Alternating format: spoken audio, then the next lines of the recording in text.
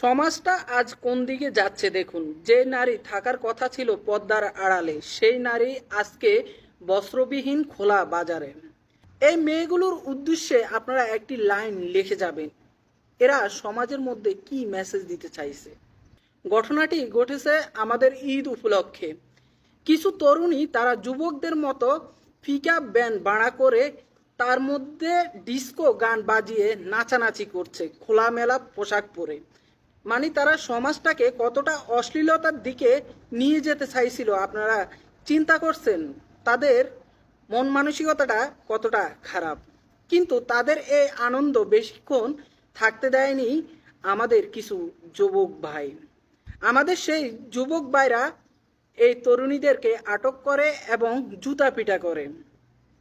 মানে যেমন বিড়াল তেমন মুগুর হয়েছে। আসলে যুগ যুগ ধরে নারীদের মাধ্যমে